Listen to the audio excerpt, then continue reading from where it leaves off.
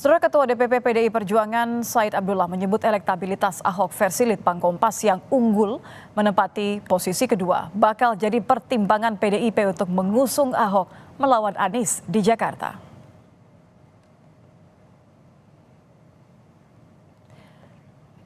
Said menyebut nama Ahok memang dipertimbangkan di internal PDI Perjuangan karena Ahok dinilai memiliki kapasitas dan rekam jejak kepemimpinannya teruji di DKI. Said mengatakan jika PDI Perjuangan kembali mengusung Ahok di Jakarta, maka pertarungan Pilkada DKI bisa berlangsung sengit.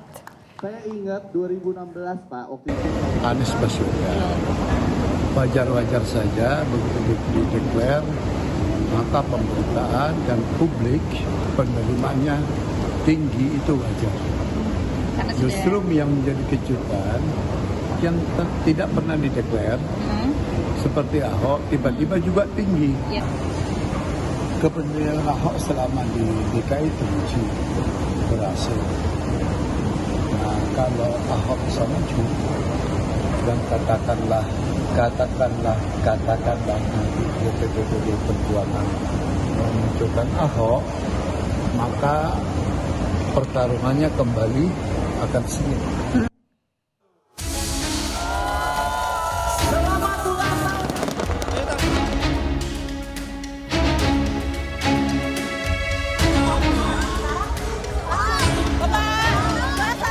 Pertarungan Pilgub Jakarta 2024 semakin mengerucut kedua nama, yakni Anies Baswedan dan Basuki Cahayapurnama atau Ahok. Hasil survei Litbang Kompas menemukan Anies menempati posisi puncak elektabilitas calon gubernur rujukan publik Jakarta dengan capaian 29,8%. Posisinya disusul Ahok yang merupakan gubernur Jakarta periode 2014-2017 dengan elektabilitas mencapai 20%. Menurut Litbang Kompas, sosok Anies dan Ahok menempati memori teratas warga Jakarta karena keduanya punya rekam jejak sebagai gubernur. Sehingga pola dukungan keduanya pun sama-sama memiliki basis yang fanatik. Keduanya memiliki porsi atau kuali pemilih yang relatif fanatik gitu ya. Tapi menariknya keduanya juga punya potensi resistensi yang sama. Jadi Pak Anies misalnya 17% itu tadi disampaikan analis dia, itu tidak akan memilih Pak Anies. Hal yang sama 17% dari responden juga tidak akan memilih Pak Ahok. Meski kadernya menempati top survei di Pilgub Jakarta, PDI Perjuangan yang sebelumnya juga melirik Anies menekankan hasil survei bukan rujukan utama dalam memilih calon pemimpin. Ya kalau nama Pak Anies itu kan memang diusulkan dari DPD, pengurus DPD PDI Perjuangan Jakarta ya. Tetapi kita kan juga memilih calon itu kan tidak sekedar buat berdasarkan survei. Jadi nanti kita lihat bagaimana suasana kebatinan masyarakat, lalu kemudian peta konfigurasi kontestasinya seperti apa, lalu apakah nanti memang kita bisa mendapatkan pemilihan gubernur yang katakanlah yang jurdil, itu kan faktor-faktor yang pasti akan sangat menentukan dalam PDI Perjuangan mengambil keputusan. Hingga kini peta koalisi parpol dan perjodohan kandidat di Pilgub Jakarta masih sangat dinamis. Apalagi tidak ada parpol yang mengantongi golden ticket untuk mengusung paslonnya sendiri.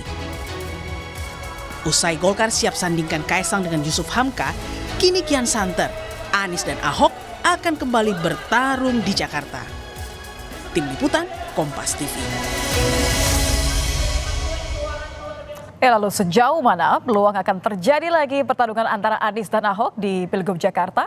Kita akan bahas bersama politisi PDI Perjuangan, Masinton Pasaribu. Selamat petang, Bang Masinton. Ya, selamat petang, Mbak Nikita. Ya, ada juga koordinator relawan Anies, Bung Laude Basir. Selamat petang, Bung Laude. Selamat petang, Assalamualaikum warahmatullahi wabarakatuh. Waalaikumsalam warahmatullahi wabarakatuh. Dan juga pengamat politik BRIN, Siti Zuhro. Mbak Wiwi, selamat petang. Halo, selamat petang Mbak Nitya. Saya pengen ke Bang Masinton terlebih dahulu nih Bang. Kalau kita lihat kan posisi Ahok 2 teratas ya, survei Litbang Kompas. Pertanyaannya kenapa PDI nggak juga nunjuk Ahok untuk maju di Pilgub Jakarta?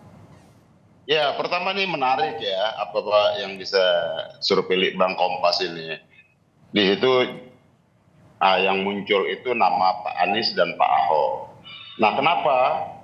Ini kan sebagai sebuah persepsi ya di masyarakat Jakarta bahwa ternyata kalau kita lihat dari survei Litbang Kompas itu Jakarta itu butuh kepemimpinan yang memang memiliki rekam jejak ya, pengalaman begitu ya, pernah memimpin di pemerintahan. Nah, kemudian warga Jakarta ternyata tidak menghendaki pemimpin yang levelnya masih coba-coba begitulah. Nah, itu kan berdasarkan persepsi dari survei Litbang Kompas. Nah, tentu menariknya di Jakarta tidak satupun partai politik yang memiliki golden ticket, artinya bisa ngusung sendiri pasangan calon gubernur termasuk maupun calon PDIP. wakil gubernur, termasuk PDI Perjuangan, begitupun dengan PKS. Artinya ketika dua nama tadi muncul, ya partai-partai politik kan harus melakukan intensitas komunikasi politik untuk bisa mengusung entah itu Pak Anies maupun Pak Basuki Cahayapurnama. Nah, tentu kami sebagai partai politik dan juga sebagai partai kader ya, yang kami utamakan adalah kader dari PDI Perjuangan. Kan Pak Ahok kader. Iya, makanya kan kami mengutamakan kader. Tapi kan lagi-lagi kami tidak memiliki golden ticket automatically. Maka kan Jadi masih nunggu partai yang lain harus bilang apa gitu ya? membangun komunikasi dengan partai-partai politik lainnya. Oke. Nah, artinya kalau kemudian apakah nanti Pak Basuki Cahayapurnama resmi diputuskan oleh PDI Perjuangan, tentu harus bisa dikomunikasikan agar bisa partai lain juga sama-sama mengusung Pak Basuki Cahayapurnama. Masih dikomunikasikan. Saya ke Mbak Wiwi kalau gitu deh. Mbak Wiwi, ini nampaknya Ahok dan Anies sama-sama, kesamaannya ada banyak. Yang pertama sama-sama top of mind, sama-sama punya rekam jejak, tapi sama-sama juga nggak dapat kepastian dari partai politiknya masing-masing. Kalau Mbak Wiwi melihatnya seperti apa? Analisanya, siapa yang akan punya peluang lebih banyak untuk mendapatkan dukungan partai? Ya, memang ini dua tokoh yang masing-masing memiliki tentu ya kekuatan kekurangan masing-masing. Jadi Anies ya, Mas Anies contohnya sudah pernah jadi menteri, sudah pernah jadi gubernur 1 periode dan juga sudah mencapreskan diri gitu ya. Ahok sudah pernah di DPR RI dan juga pernah jadi wakil gubernur lalu menggantikan Pak Jokowi jadi gubernur kan gitu. Sampai di situ lalu jadi komisaris kan gitu ya antara lain. Jadi masing-masing punya track recordnya. Tinggal nanti ini makanya kenapa beda ya kalau dilakukan satu survei katakan gitu ya yang sangat serius terhadap animo masyarakat. Preferensi masyarakat Jakarta itu cenderung seperti apa? Maka ini tidak bisa dibohongin. Tadi Bang Masinton sudah mengatakan harus punya track record. Tidak bisa tidak gitu. Apalagi dengan perubahan Jakarta yang akan menjadi kota bisnis global gitu ya. Nah, ini harus punya pemimpin yang betul-betul gitu ya, berkapasitas talenta yang tinggi gitu ya. Oke, kapasitas jelas. Iya. Dari awal sebelum memang Pak Ahok muncul itu Mas Anies tinggi sekali gitu ya, sehingga sampai dilamar oleh PKB, bukan PKS tapi PKB pertama kali gitu ya, PKB yang mendeklarasikan gitu, katakan mengusung gitu, mau mendukung gitu ya, lalu diikuti oleh PKS dan tidak tertutup kemungkinan juga Nasdem dan bahkan sayup-sayup sampai kita mendengarkan PDI Perjuangan juga mengatakan menarik ini Anies Baswedan kan gitu. Jadi ini pilkadanya pilkada 2024. Jadi kalau sama-sama menarik, Mbak Wiwi saya potong. Kalau sama-sama menarik, tapi kenapa dong dua-duanya masih belum dapat tiket dari partai masing-masing atau oke lah karena PKS dan PKB masih maju mundur nampaknya? Iya, jadi partai itu kalau kita betul-betul orang partai Mbak Nitya, itu kita tidak bisa langsung cepat-cepat seperti itu. Ini masih cair, masing-masing masih mencari dengan siapa, koalisi ini kan belum terbentuk, belum terbangun. Calon bermunculan pelan-pelan gitu, ya itu saja, belum banyak. Kayaknya ngeper juga untuk Jakarta ini. Meskipun kita ya tahu gitu ya, PDI Perjuangan banyak ini calonnya sebetulnya, PKS juga banyak calonnya, PKB dan sebagainya ya, masing-masing punya. Tapi kan mereka menghitung dengan cermat gitu ya, dengan kalkulasi politik siapa yang paling mendapatkan animo dan preferensi masyarakat ending ketika memimpin Jakarta itu oke, kan ya? Oke, saya Tidak korupsi, tidak bermasalah, etika dan sebagainya. Ya. Itu yang penting. Saya ke Bung Laude kalau gitu. Bung, kalau kita lihat ini batas bawahnya Anies mirip-mirip dengan batas atasnya Ahok, kan artinya sebenarnya dua-duanya punya kesempatan besar. Anies bahkan masih menjadi top of mind, rekam jejaknya jelas. Ahok ini kan bisa nyalip nih artinya. Kalau Anies tidak segera buru-buru didukung dengan jelas, apa sih yang membuat Anies ini akhirnya belum juga dapat dukungan jelas dari partai? Ya, Mbak dan kita semua, kalau terkait dukungan partai, saya menggarisbawahi apa yang disampaikan oleh Prof. Siti Zuhro tadi, bahwa kita belajar dari pengalaman terkait dengan Pilpres dan Pilkada DKI, pemilu pasca reformasi itu tidak ada postur koalisi dan konfigurasi pasangan gubernur serta wakil gubernur itu yang ditentukan lebih dari 1 minggu. Ya, dalam banyak kasus bahkan hitungan hari atau bahkan ada yang hitungan jam. Menjelang pendaftaran pemilu. Pendaftaran pemilu baru akan dilaksanakan 27 sampai 29 Agustus. Ya mungkin di seminggu, di minggu-minggu terakhir jelang tanggal itu. Sehingga bagi kami di Mas Anies, pertama kami mengucapkan terima kasih dan apresiasi terhadap partai kita, juga dengar apa yang disampaikan oleh Mbak Wiwi, juga Bang Mansinton tadi, bahwa nama Mas Anies cukup diperbincangkan oleh teman-teman partai. Ini semua adalah bagaimana partai menangkap aspirasi atau kondisi psikologi yang berkembang di masyarakat. Artinya apa? Artinya masih belum connect nih, masih belum kemudian cukup yakin untuk mendukung Anies. Karena kalau tidak ada koalisi partai mendukung Anies, bisa-bisa tidak jadi nanti rematch dengan Ahok. Saya justru bukan pada posisi itu. Saya sangat yakin dan bisa memahami kondisi psikologi teman-teman elit partai. Ini kan kaitannya juga dengan strategi. Dalam konteks strategi, lebih cepat juga itu terukur oleh lawan. Sehingga posisi saling tunggu sampai jelang pendaftaran itu juga adalah bagian dari strategi yang biasa kalau kita memantau Pilpres dan Pilkada DKI itu terjadi. Ya, sehingga pasangan calon dan konfigurasi postur koalisi biasanya baru muncul di detik-detik terakhir atau di hari-hari terakhir jelang pendaftaran pemilu. Dan saya rasa Pilkada DKI tahun 2024 ini itu juga tidak jauh dari kondisi yang pernah terjadi di Pilkada DKI, yaitu jelang-jelang pendaftaran lah, atau jelang-jelang tanggal 27 Agustus, 29 Agustus nanti baru mulai akan kelihatan. Tetapi proses komunikasi ya Mas Anies, kita semua dengan partai itu tetap berjalan saat ini. Tapi kan semuanya tidak perlu harus dipublish kan gitu ya. Demikian juga kami relawan. Dan kami juga bersyukur atas dukungan masyarakat yang hari ini 29,8%. Ini menandakan bahwa memang masyarakat Jakarta itu adalah masyarakat yang rasional, yang objektif. Basis rekam jejak Mas Anies masih terngiang di mereka. Ya, tapi dua-duanya juga masih punya angka penolakan yang cukup besar, sama-sama 17%. Saya kembali ke Mbak Wiwi deh. Mbak Wiwi, kalau misalnya lihat nih, nampaknya kan semua masih wait and see, masih tunggu sampai akhir, entah apa yang ditunggu. Tapi kalau Anda melihat, kira-kira kemungkinan besar nggak rematch antara Ahok dan Anies? Iya, dalam politik itu serba mungkin ya. Kita melihat memang ini totally different ya. Saya melihat akan ceritanya beda dengan 2017 ya. Mungkin 2017 penuh konflik dan sebagainya gitu. Belajar dari Pilpres kemarin, kita kan tidak menjual politisasi agama. Tidak ada itu. Tidak ada politisasi SARA atau politisasi intoleransi. Tidak ada itu.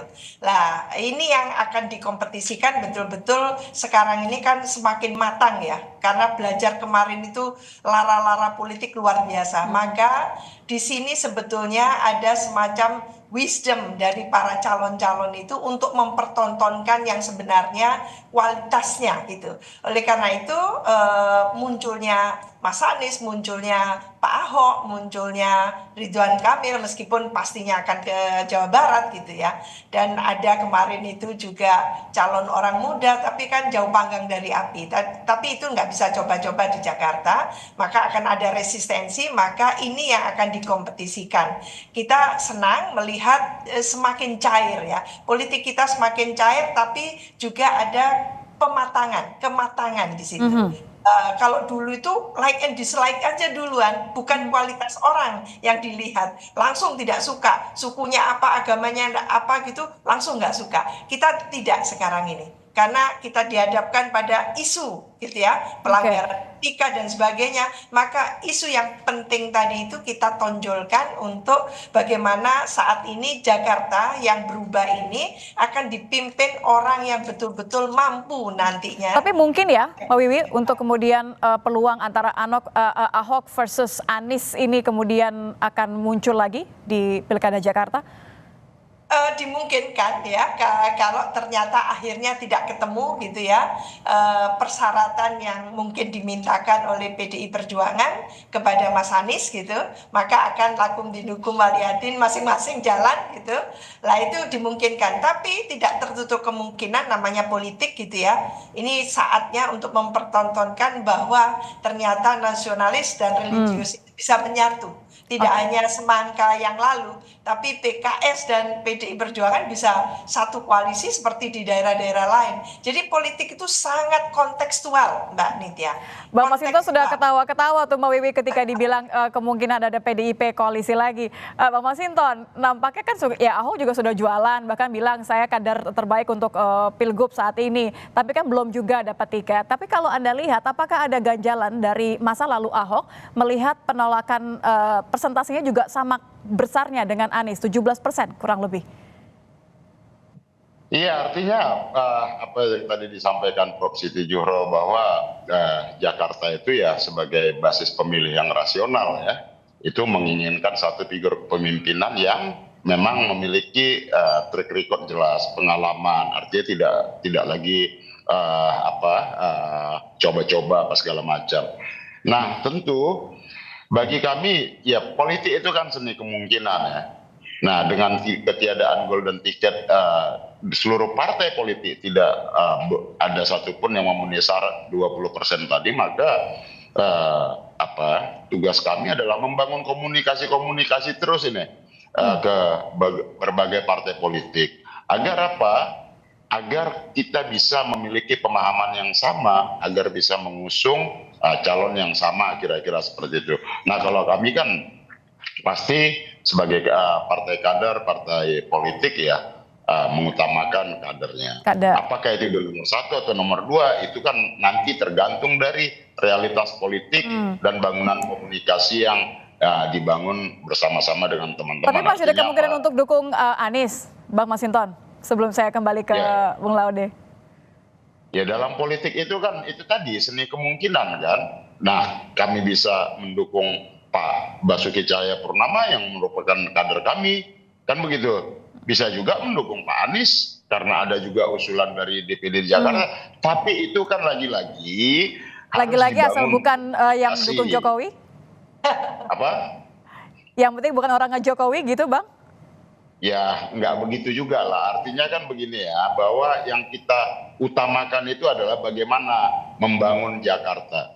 Figur kepemimpinan yang tepat. Bukan pada sentimen asal tidak didukung si A, si B. Tidak begitu cara memandang politiknya. Tapi kita utamakan kepemimpinan Jakarta berikutnya, kepemimpinan yang memang benar-benar mampu menata kota Jakarta sebagai kota modern. Kemudian kota modern yang juga memanusiakan manusia, menata pemukiman yang kumuh dan lain-lain, mengatasi persoalan-persoalan klasik di Jakarta, banjir, macet dan lain sebagainya. Dan itu dibutuhkan kepemimpinan yang benar-benar visioner dan memiliki komitmen kuat serta pengalaman yang mumpuni.